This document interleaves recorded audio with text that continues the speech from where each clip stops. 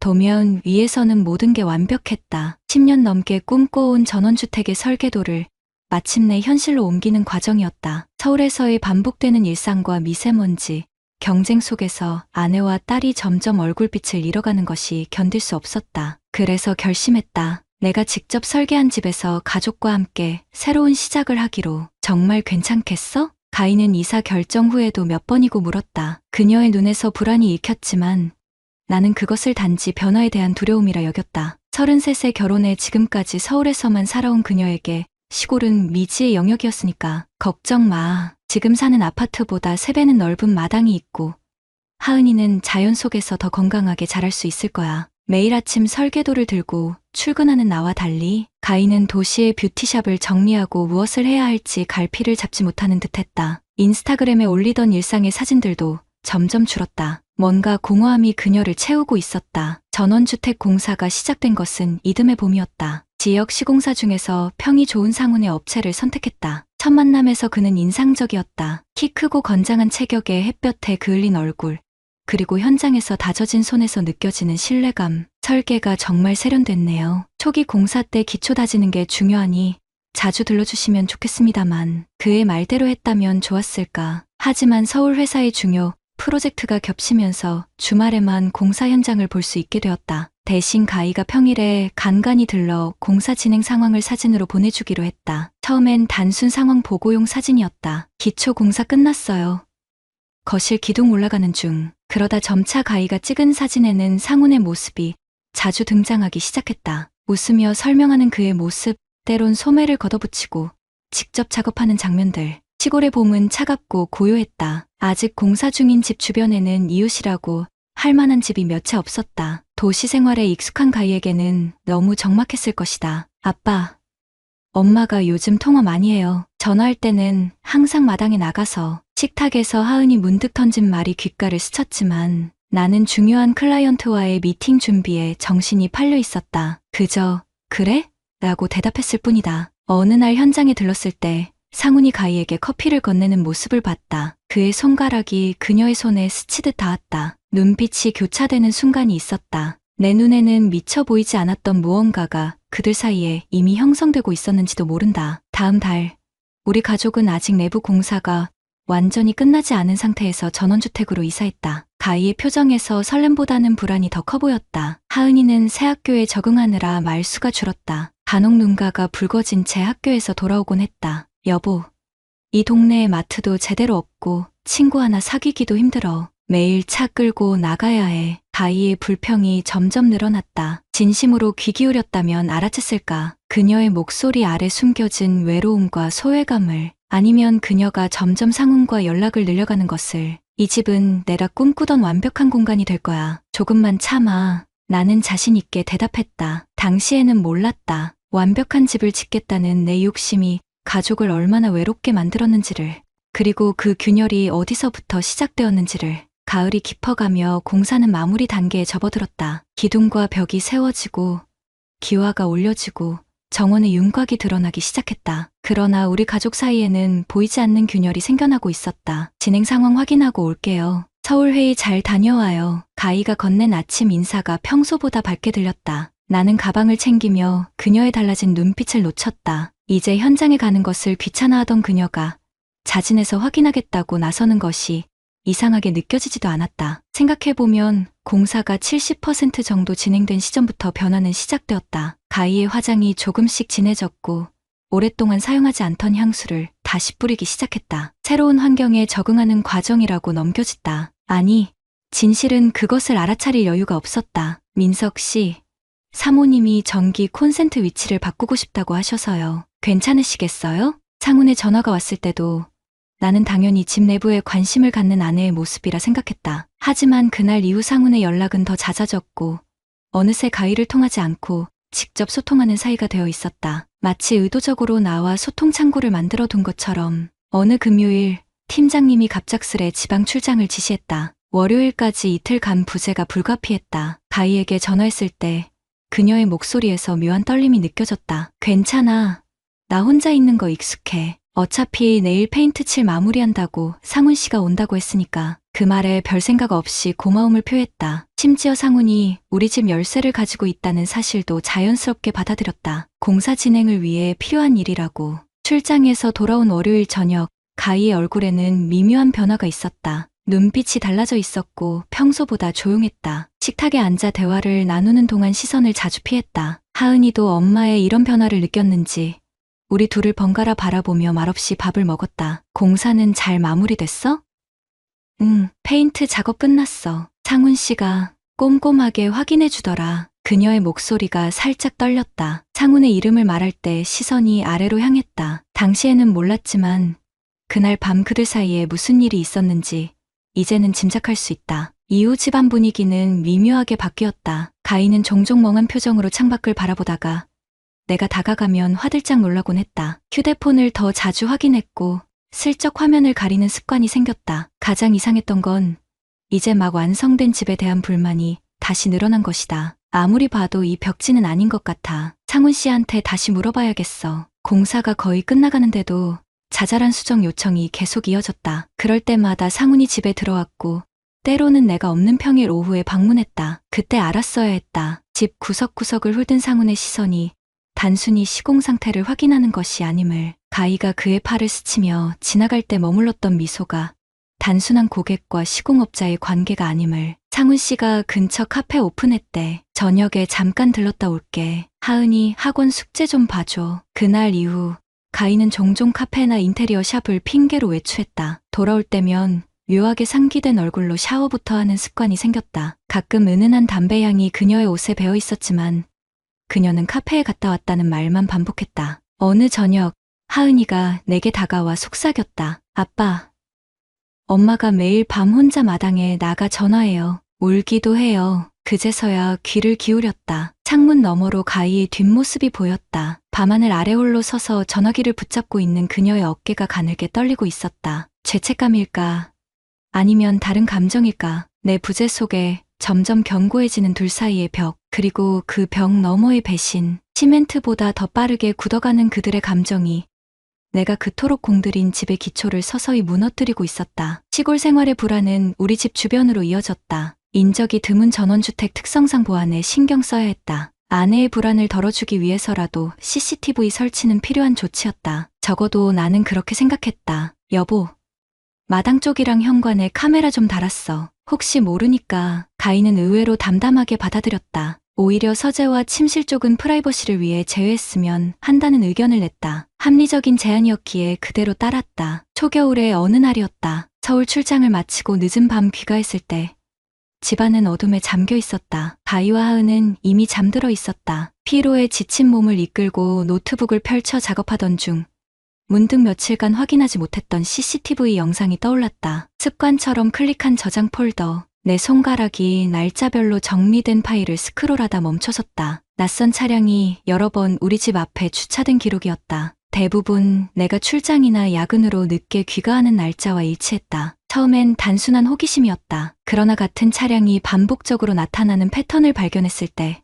불길한 예감이 밀려왔다. 두 손이 떨려왔다. 차량 번호를 메모한 뒤 조심스럽게 더 많은 영상을 열었다. 현관 쪽 카메라에 상훈의 모습이 포착된 순간 가슴이 철렁 내려앉았다. 내가 없는 평일 저녁, 그가 우리 집 문을 두드리는 모습, 가희가 문을 열고 그를 안으로 들이는 장면. 숨이 막혔다. 화면에 고정된 눈을 떼지 못한 채 똑같은 장면을 3번, 4번 되돌려 보았다. 내가 정성 들여 지은 집의 문턱을 넘는 그들의 모습은 내 가슴 한복판에 못을 박는 것 같았다. 가장 결정적인 영상은 일주일 전 내가 컨퍼런스로 집을 비운 날이었다. 오후 2시경 상훈이 도착해 가희와 함께 집으로 들어갔다. 그리고 3시간 후에야 나왔다. 나가는 순간 가희 머리카락은 살짝 젖어 있었고 상훈의 셔츠는 구겨져 있었다. 그 사이 무슨 일이 있었는지는 굳이 상상하지 않아도 알 수 있었다. 노트북 화면을 덮었다. 온몸이 떨려왔다. 머릿속은 텅 빈 것 같으면서도 동시에 수천 개의 생각이 파도처럼 밀려왔다. 우리의 12해 결혼 생활, 하은이의 탄생, 함께 꿈꿨던 이 집에 대한 계획들, 모든 것이 모래성처럼 무너져 내리는 기분이었다. 아빠, 괜찮아요? 뒤에서 들려온 하은이의 목소리에 화들짝 놀라 노트북을 닫았다. 13살 딸아이의 눈에는 걱정이 가득했다. 얼마나 내 얼굴이 일그러져 있었을까. 강한 아빠의 모습을 보여주고 싶었지만 목소리는 떨려나왔다. 괜찮아. 그냥 일 때문에 좀 피곤해서. 하은이는 믿지 않는 듯 했지만 더 묻지 않고 물 한 잔을 내게 건넸다. 그 순간 문득 깨달았다. 이 집에서 내 편은 이 아이뿐이라는 것을. 그날 밤 침대에 누운 가희 곁에 나란히 누워있는 것이 고문 같았다. 숨소리 하나하나가 거짓으로 들렸고 손끝 하나 닿는 것도 참을 수 없었다. 겉으로는 평소와 다를 바 없이 행동했지만 내 안에서는 화산이 끓어오르고 있었다. 다음 날부터 조용히 증거를 모으기 시작했다. 창훈의 차량 정보를 확인하고 더 많은 CCTV 영상을 확보했다. 가희의 휴대폰을 몰래 확인하고 싶은 유혹도 있었지만 그것만큼은 자제했다. 이미 확인한 사실만으로도 충분했다. 더 많은 증거는 단지 나를 더 아프게 할 뿐이었다. 법적 조치를 위해 변호사를 찾았다. 냉정함을 유지하려 노력했지만 사무실에 앉아 사실을 말하는 내내 목소리가 떨렸다. 변호사는 위자료 청구 가능성과 상간자 소송에 대해 설명해 주었다. 그 말을 들으며 마음 한켠에서는 이 모든 것이 악몽이길 바랐다. 하지만 차갑게 정리된 증거 파일들은 이것이 현실임을 끊임없이 상기시켰다. 밤마다 천장을 바라보며 생각했다. 언제, 어디서부터 잘못된 걸까? 내가 그녀를 더 사랑했다면, 더 많은 시간을 함께했다면 달라졌을까? 아니면 이것은 단지 그녀의 선택이었을 뿐인가? 마음속에서는 폭우가 쏟아지는데 겉으로는 평온한 척 지내는 나날들. 가장 고통스러운 것은 평소처럼 아침 인사를 나누고 저녁 식사를 함께하며 일상을 연기해야 한다는 점이었다. 매일 밤 나는 조금씩 죽어가고 있었다. 증거를 수집한 지 일주일째.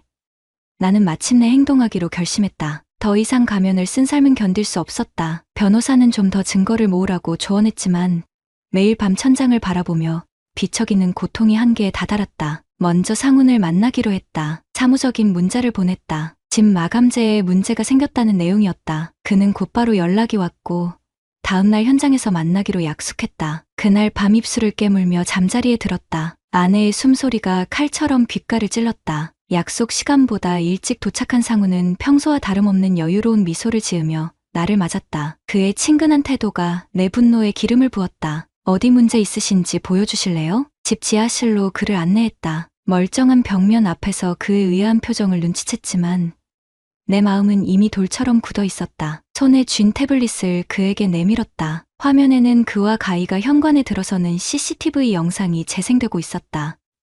이게 불만이십니까? 그의 얼굴에서 혈색이 빠져나갔다. 순간 도망치려는 듯 문 쪽으로 시선을 돌리는 그를 차갑게 응시했다. 목소리를 낮추려 노력했지만 온몸이 떨려왔다. 당신은 내 집을 지었어. 내 돈으로. 내 가족을 위해. 그리고 내 아내를 훔쳤지. 상훈은 잠시 침묵했다. 그의 눈빛이 공포에서 계산으로 바뀌는 것을 느꼈다. 그리고 곧 그의 입에서 예상치 못한 말이 흘러나왔다. 민석 씨. 이건 오해예요. 가희 씨가 먼저. 그녀가 너무 외롭다고, 당신이 무관심하다고 주먹이 저절로 말아쥐어졌다. 그의 말은 내 귀에 들어오지 않았다. 오직 아내와 그의 배신만이 머릿속을 가득 채웠다. 나가, 지금 당장. 그리고 우리 동네에도, 우리 집에도 다시는 발을 들이지 마. 잠시 그의 표정에 두려움이 스쳤다. 내가 이렇게까지 분노할 줄 예상하지 못했을 것이다. 하지만 곧 그의 눈에 교묘한 빛이 돌아왔다. 당신이 소송을 걸면 가희 씨는 어떻게 될지 생각해봤어요? 동네에 소문이 퍼지면 하은이는 학교에서 어떤 시선을 받을지. 목 근육이 팽팽하게 당겨졌다. 그의 입에서 딸아이 이름이 나오는 순간 참았던 분노가 폭발했다. 하지만 폭력은 내 방식이 아니었다. 대신 얼음처럼 차가운 목소리로 말했다. 법적 대응은 이미 시작됐어. 상간자 소송은 배우자에 대한 위자료와 별개로 진행 가능하다더군. 당신에게 받을 금액은 딸아이 교육비로 쓸 예정이야. 상훈의 얼굴이 굳어졌다. 법적 조치를 실제로 준비 중이라는 사실이 그를 충격에 빠뜨린 듯했다. 그는 황급히 변명을 늘어놓기 시작했지만 나는 이미 그에게서 등을 돌리고 있었다. 증거는 충분해. 내일까지 내 자발적인 사과와 배상 계획이 없으면 소송을 진행할 거야. 집 밖으로 그를 내보낸 후 다음 단계로 넘어갔다. 가희와의 대면. 그녀는 하은이를 데리고 영화를 보러 나간 상태였다. 시간은 오후 6시. 돌아올 시간이 다가오고 있었다. 거실 소파에 앉아 기다리는 매분이 고문 같았다. 지난 10년의 결혼 생활이 필름처럼 머릿속을 스쳐 지나갔다. 신혼 때의 행복했던 순간들, 하은이의 탄생, 그리고 점점 소원해진 관계. 어디서부터 잘못된 걸까? 현관문 열리는 소리가 들렸다. 가희와 하은이의 웃음소리, 그 익숙한 소리가 이제는 낯설게 느껴졌다. 아빠, 영화 정말 재밌었어요. 근데, 아빠? 하은이의 얼굴에서 웃음이 사라졌다. 내 표정이 평소와 달랐을 것이다. 하은은 직감적으로 무언가 잘못됐음을 느꼈는지 초조한 눈빛으로 엄마를 바라봤다. 하은아, 방에 잠시 가 있을래? 엄마 아빠가 얘기할 게 있어. 딸아이는 불안한 눈빛으로 망설였지만 결국 방으로 향했다. 가희는 무슨 일인지 모르는 척했지만 어딘가 불안한 기색이 역력했다. 여보, 무슨 일 있어? 책상 위에 놓인 태블릿을 그녀에게 밀어줬다. 화면에는 그녀와 상훈이 함께 찍힌 CCTV 영상이 고스란히 담겨 있었다. 그녀의 얼굴에서 혈색이 빠져나가는 것이 보였다. 떨리는 손으로 화면을 붙잡았다.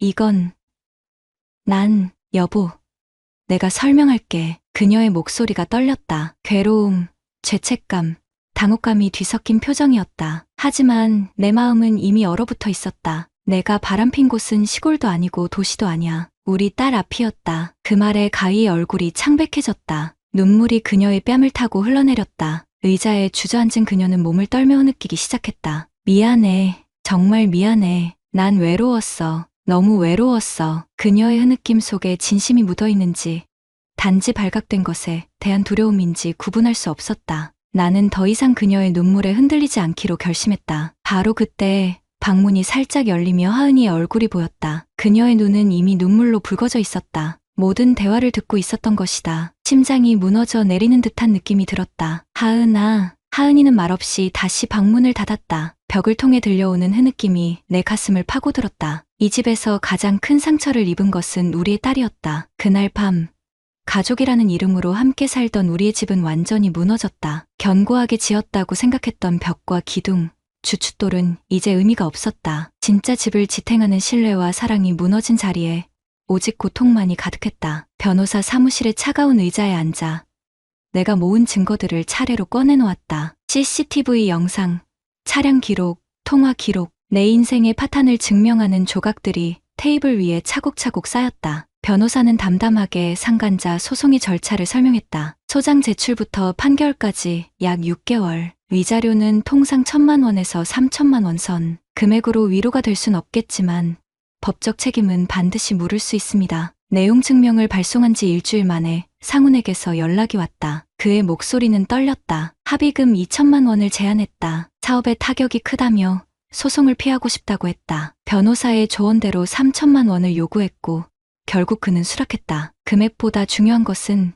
그가 자신의 잘못을 인정하는 각서였다. 그것은 단순한 돈의 문제가 아니었다. 내 망가진 자존심, 딸아이의 상처받은 마음을 위한 최소한의 정이었다. 가희와의 이혼 과정은 더 고통스러웠다. 그녀는 처음에 거부했다. 용서해달라며 무릎을 꿇기도 했다. 다시는 그런 일이 없을 거라며 맹세했다. 하지만 이미 무너진 신뢰는 회복될 수 없었다. 한번 깨진 거울은 다시 붙일 수 없어. 법원에서 협의이혼 신청서를 제출하는 날, 가희의 눈에는 체념이 깃들어 있었다. 하은이의 양육권을 놓고 마지막 실랑이가 있었다. 가희는 친권을 포기하진 않겠다고 했지만 주 양육자는 내가 되기로 했다. 어쩌면 그녀 스스로도 자신에게 자격이 없음을 알았는지도 모른다. 그렇게 10년이 넘는 결혼 생활은 서류 한 장으로 정리되었다. 법적 절차는 깔끔했지만 내 마음속은 여전히 난장판이었다. 가장 힘든 건 하은이의 침묵이었다. 외도 사실을 알게 된 이후 그녀는 학교에서 돌아오면 방에 틀어박혔다. 식사 시간에도 말없이 숟가락만 들었다 놓았다. 담임 선생님의 연락으로 알게 된 사실은 더 가슴 아팠다. 하은이가 친구들과 어울리지 않고 수업 시간에도 멍하니 창밖만 바라본다는 것이었다. 상담사는 하은이의 상태를 침묵형 트라우마라고 설명했다. 부모의 이별을 자신의 잘못으로 여기는 아이들이 보이는 전형적인 반응이라고. 그 말에 가슴이 무너져 내렸다. 내가 바로잡으려 했던 정의가 정작 가장 소중한 존재에게 또 다른 상처를 입히고 있었다. 어느 밤, 하은이의 방 앞에서 망설이다 조심스레 문을 열었다. 그녀는 이불 속에 웅크린 채 누워 있었다. 침대 옆에 앉아 딸아이의 여린 어깨가 살짝 떨렸다. 하은아, 괜찮아. 아빠가 여기 있을게. 말없이 손을 내밀어 그녀의 머리카락을 쓰다듬었다. 잠시 후 들려온 흐느낌에 내 눈에도 눈물이 고였다. 하은이는 천천히 고개를 들었다. 그녀의 얼굴에는 나와 가희의 모습이 섞여 있었다.